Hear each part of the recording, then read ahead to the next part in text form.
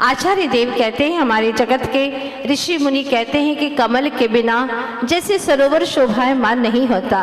चाहे कितना ही अच्छा चेहरा हो, लेकिन आंखें नहीं है, रोशनी नहीं है आंखों में, तो उस चेहरे की कोई महत्ता नहीं होती। चाहे कितना ही विशाल जिनालय बना लिया जाए, लेकिन उसके ऊपर अगर कलश नहीं चढ़ाया जाए तो उस मंदिर की महिमा नहीं आती। उसी प्रकार से नारी चाहे कितनी ही सुंदर हो, लेकिन उसके अंदर शील नहीं है, पतिव्रता नहीं है, तो ऐसी नारी की कोई महिमा नहीं होती। उसका प्रातः काल उठकर के चेहरा देख ले, अगर वह नारी पतिव्रता नहीं है, व्यभिचारिणी है, उसके परिणामों में कई पुरुषों के प्रति मोह उत्पन्न होता है।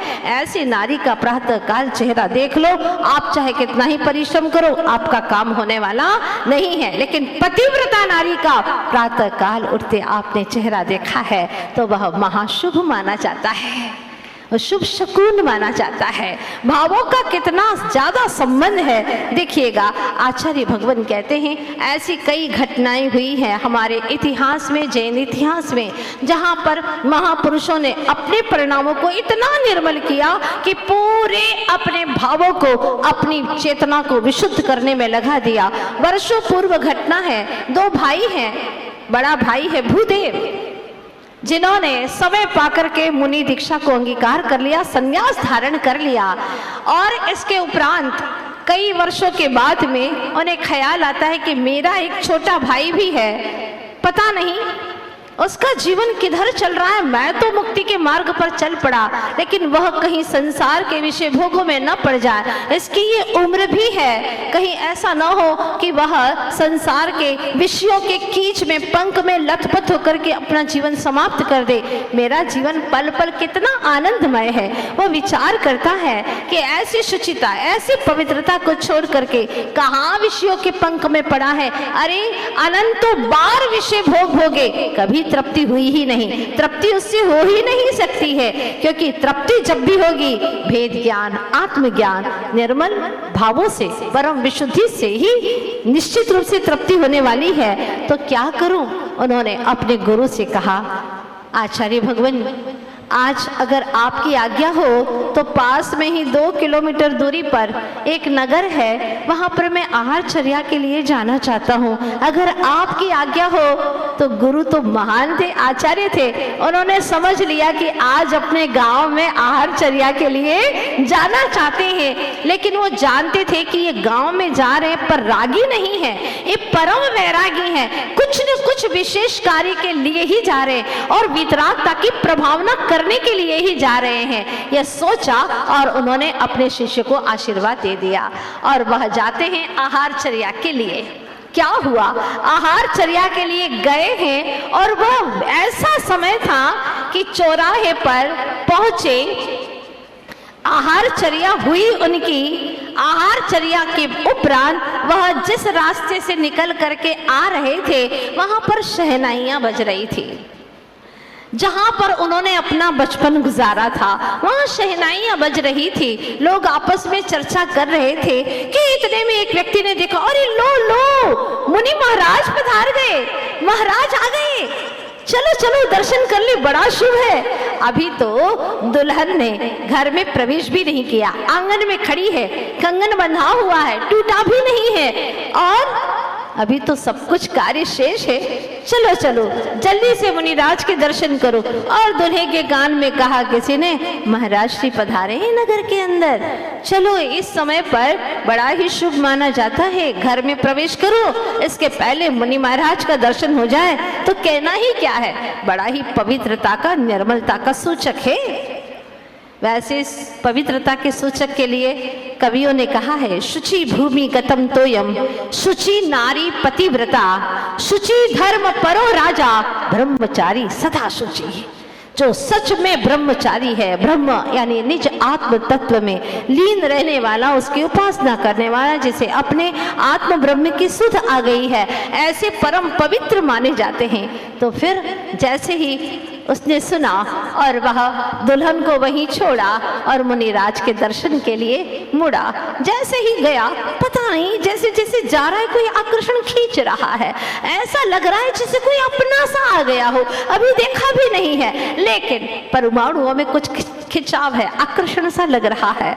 और जैसे ही वह करीब में पहुंचते हैं, थोड़ी सी दूरी है, और जैसे ही देखा, ओह भैया, बड़े भ्राता आप आ गए। भैया आप आ गए, आज मैं कितना खुश हूँ आपको देख करके, बेहद खुश हूँ। माता पिता तो बचपन में ही हमें छोड़ करके चले गए थे, जब आप 10 वर्ष के थे और मैं सिर्फ 8 वर्ष का था।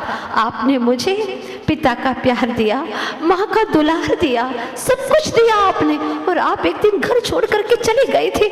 मैंने आपको न जाने कहाँ नहीं ढूंढा, नगर नगर वन वन मैं डोलता रहा, मैं ढूंढता रहा, लेकिन आप नहीं दिखे, चले गए। फिर कुछ समय के बाद में मैं समझदार हुआ, मुझे पता चला कि आप मुनि बन गए, आपने संन्यास धारण कर लिया।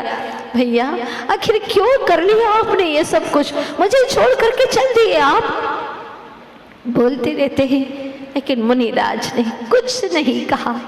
लेकिन आज आप आ गए ना, आपने अपने भ्रातृत्व प्रेम का परिचय दे ही दिया। भैया आप आ गए, मेरा सबसे बड़ा दिन था आज। आज मैं विवाह के बंधन में बंधने जा रहा था और आप आ गए, बहुत अच्छा किया भैया, सच में आज तो आपने मेरा सारा अभाव दूर कर दिया। चलो भैया चलो। भैया होते तब जाते ना, भैया तो है ही नहीं, अब भैया नहीं है, वो तो स्वयं के ही साथ में सारे रिश्ते जोड़ चुके हैं। अब इनका बाहर भी कोई रिश्ता नहीं है, सारे रिश्ते उन्होंने अपनी आत्मा के साथ में जोड़ लिए हैं, क्योंकि वो जानते हैं दुनिया में चाहे कितने ही रिश्ते नाते हों, वो सारे के सारे एक दिन टूट जाते हैं। कोई हमेशा के लिए अपना नहीं हो सकता। कई दुख के कारण बन जाते हैं, तो कई तात्कालिक भ्रमात्मक सुख के कारण बनते हैं, सुखाभास के कारण बनते हैं। ये कोई मेरा नहीं है। उन्होंने अपने भेद ज्ञान के बल से सब कुछ जानते हुए भी पलक का स्पंदन तक नहीं हुआ, पलकों में प्रेम तक नहीं उमड़ा, और वह जैसे आए थे वैसे ही लौट करके जाने लगे। छोटा भाई बोलने लगा, भैया रुकिए ना, रुकिए भैया, घर तक चलिए। आज आप कई वर्षों के बाद भी दिखे, ऐसे शुभ दिन, और आप चले जा रहे हैं, चलो भैया चलो। और वह बोलते बोलते भाई के प्रेम के वशीभूत हुआ, पीछे पीछे चला जा रहा है। लोग कह रहे हैं अरे आ जाओ, वो कहता है रुको रुको, मुझे कुछ बात तो कर लेने दो, उनके मुंह से कुछ शब्द तो सुन लेने दो। कुछ बोल नहीं रहे। भैया बोलो ना, आप बोलते क्यों नहीं? क्या मुझसे नाराज हैं आप? मैंने कुछ गलत नहीं किया भैया, मैंने कुछ भी गलत काम नहीं किया। बोलिए तो सही, एक बार अपने मुख से बोलिए। समय पर बोलना ही श्रेष्ठ है, समय के पहले बोलना अनुचित है, अच्छी बात नहीं है। चुप रहे, चले जा रहे हैं, और वह भी जब तक बोलेंगे नहीं, कुछ तो बोलो भैया। आखिर नगर निकल गया और बहुत सुंदर बगीचा आता है। वो बोलता है भैया ये वही बगीचा है जहाँ आप मुझे खेलने के लिए लाते थे ना, अपन दोनों बहुत घूमते थे इस बगीचे के अंदर, मालूम है? आप फल तोड़ तोड़ करके मुझे खिलाते थे, कितने टेस्टी थे वो आम फल। हाँ भैया बोलो ना। वो बोलते ही नहीं और आगे बढ़े जा रहे हैं। एक सरोवर आया, सरोवर के पास वे खड़े रह गए और कहा भैया खड़े हो जाओ। लेकिन भैया खड़े नहीं होते, वो तो चलते चले जा रहे हैं। अभी उस दुल्हन से कोई संबंध नहीं हुआ है, हाँ उसके साथ में विवाह करना है ये तय है। अभी घर में प्रवेश भी नहीं हुआ है, कंगन भी टूटा नहीं है, और वो चले जा रहे हैं।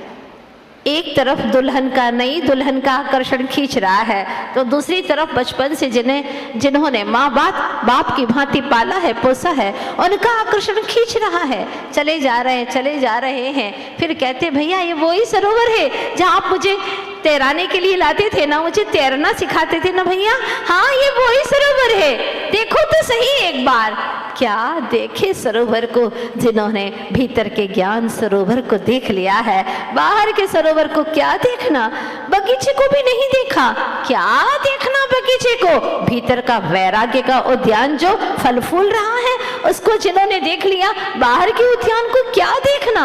फिर और आगे बढ़ते हैं और जगह जगह के दृश्य को दिखाते हुए जाते हैं, लेकिन बाहर का दृश्य देख क्या देखना। जिन्होंने भीतर का, अंतर जगत का, स्वयं का दृष्टा, जो आत्म तत्व देखनहारा है सबका, उसी को देख लिया, अब क्या देखना। सुध परिचिदान भूता, कुंद कुंद स्वामी कहते हैं, सुध परिचिदान भूता सवस्वी काम भोग बंध कहा, ए तस् विलंबो नवरी न सुलहो विहतस। काम भोग और बंध की कथाएं तुमने अनंतों बार सुनी है, परिचय में आई है, अनुभव में आई है, लेकिन अगर अनुभव में नहीं आई है आज तक ऐसी कोई अपूर्व कथा है तो वह है आत्म कथा, निज ब्रह्म तत्व की कथा, जिसको सुनना भी नहीं चाहता है जी। दुनिया की कहानियां सुनना चाहता है, दुनिया की तरह तरह की मूवी देखना चाहता है, सब झूठी है, कुछ नहीं है। शुरुआत में सब मिले रहते हैं, बीच में सब बिछुड़ जाते हैं और अंत में फिर मिल जाते हैं, मूवी समाप्त हो जाती है। हमारी जिंदगी की कहानी भी ऐसे ही अनंतों बार समाप्त हुई, लेकिन आत्मकथा किसको सुहाती है? बहुत विरले प्राणी हैं जो ये चाहते हो कि मुझे अब अपने भीतर जो तन के पार है, मन के पार है, ऐसी चेतन की कथा सुनना है जो अद्भुत है, जिसकी कथा सुनने के बाद में जिनका ब्रह्मचर्य, जिनका शील अडिग हो जाता है। मानतुंग स्वामी आदिश्वर प्रभु की भक्ति करते हुए मानतुंग स्वामी ने लिखा है 15वें श्लोक में, चित्रं किमत्र यदि त्रिदिशांग नाभिर नीतम मनागपि मनोन विकार मार्गम कल्पांत काल मरुता चलिता चलेन कि मंदराज शिखरं चलितम कदाचित। हे प्रभु आदिश्वर, कहिए ना, कहिए प्रभु, क्या कहे प्रभु। और वो भक्त बोलता जाता है कि पर्वतों को हिला देने वाली प्रलय काल की तीव्र हवा के माध्यम से क्या सुमेरु का पर्वत तो छोड़ दो, उसकी चोटी भी हिलाई जा सकती है? नहीं, प्रलय काल की तीव्र प्रचंड हवाएं, उससे भी सुमेरु पर्वत तो छोड़ दो, इसकी चुली का चोटी भी हिलाई नहीं जा सकती। उसी प्रकार से हे राजा भोज, तू क्या हमें डिगाएगा, तू क्या डिगाएगा? मेरे आदिश्वर प्रभु, मेरे आदिश्वर प्रभु तो सुमेरु पर्वत के समान है, और इनके परम भक्त मानतुंग स्वामी वह चुली का चोटी के समान है। तो उनके भक्त को जो चोटी के समान है, चुलिका के समान है, उन्हें भी हिला सकता है? हिला करके देख ले। मानतुंग स्वामी कहते हैं तू मुझे हिला नहीं सकता, तू क्या सुमेरु पर्वत को हिलाएगा? तेरे पास में इतना दम नहीं है। तुम जैसे आदिश्वर के भक्तों के पास में इतनी चेतना या इतनी तुम्हारी सुदृढ़ भक्ति कि तुम कह दो क्या है दुनिया के अंदर इतनी ताकत जो हमें हिला दे? है दुनिया के पास में इतनी शक्ति जो हमारे मन को विकारों से भर दे? नहीं, चाहे कैसे भी दृश्य हो, लेकिन हमारा मन विकारों से नहीं भर सकता। ग्रंथों में एक कहानी आती है, इंद्र ने अर्जुन का ब्रह्मचर्य खंडित करने के लिए रंभा को भेजा। सुंदरतम नारी और नग्न रूप में सामने आकर के खड़ी हो जाती है।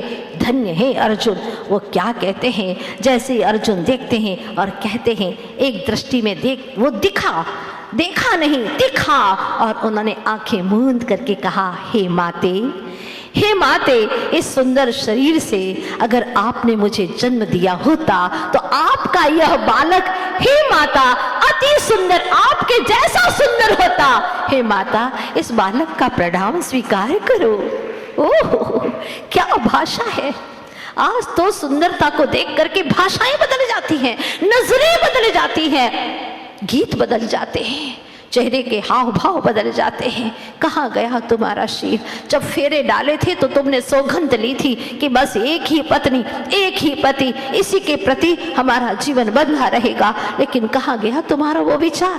कैसे विकार हो गए! आज घर घर खंडित हो रहे हैं, घर घर में प्रेम खंडित हो रहा है, घर के अंदर संस्कार खत्म होते चले जा रहे हैं। एक वो दृश्य था जब सीता जी का अपहरण हो गया, और अपहरण हो गया, जगह जगह ढूंढा, कहीं पर भी मिले नहीं। तो जब आभूषण बिखरे हुए मिले, जब गिद्ध पक्षी ने रावण के उस पुष्पक विमान में जा करके युद्ध किया था कि मेरी स्वामी की पत्नी को छोड़ दो, लेकिन आखिरकार उसे हार माननी पड़ी, वो नीचे गिर गया। वो अंतिम तक भगवान का नाम रट रहा था और उसके माध्यम से कहानी लंबी होती है और पता चलता है किसी न किसी प्रकार से कि ये यहाँ पर आभूषण बिखरे हुए हैं। रामचंद्र जी ने देखा और कहा, लक्ष्मण तुम पहचानते हो, ये तुम्हारे भाभी के हैं ना, तुम्हारी भाभी के ही दिख रहे हैं, बताओ ना। तब लक्ष्मण जी क्या कहते हैं सुनिएगा। ना हम जानामि केयूरे, ना हम जानामि कुंडले, नुपुराण्यैव जानामि नित्यं पादाभिवंदनात्। भैया मैंने भाभी के आभूषणों को कभी नहीं देखा, मैं पहचानता नहीं हूँ, लेकिन हाँ भैया ये जो नुपुर है ना वो भाभी के ही है, वो मुझे विश्वास है क्योंकि मैंने सदा भाभी के चरणों की वंदना की है, सदा भाभी के चरणों की वंदना की है और मैंने कुछ नहीं देखा भैया, ये भाभी के ही नुपुर है, मुझे विश्वास है। और फिर सीता जी की खोज शुरू हो जाती है। लक्ष्मण जी ने कभी सिर उठा करके अपने भाभी की ओर नहीं देखा। आज तो हम देखते हैं सारी मर्यादाएं नष्ट हो रही हैं।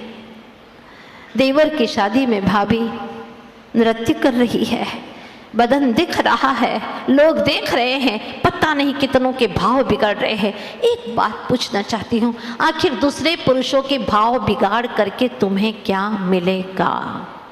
क्या मिलेगा? कुछ नहीं।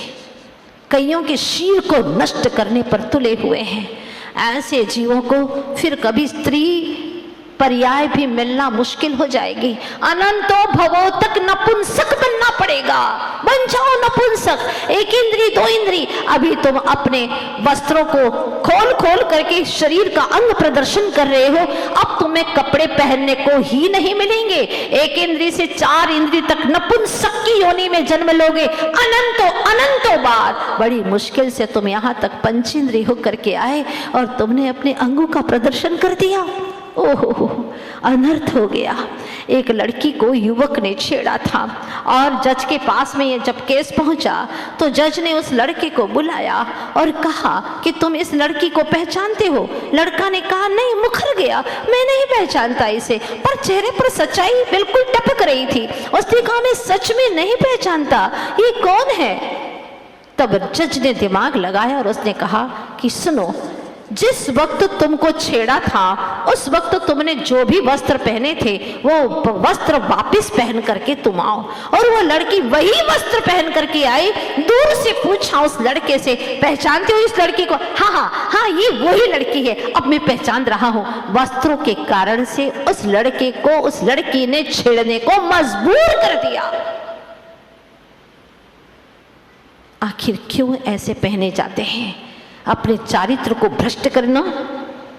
कहते हैं अगर धन गया, if wealth is lost nothing is lost. अगर धन गया तो कुछ नहीं गया। If health is lost something is lost. अगर शरीर का स्वास्थ्य गया तो कुछ गया, but character is lost, everything is lost. अगर चारित्र गया तो सब कुछ गया, सब कुछ खत्म हो गया।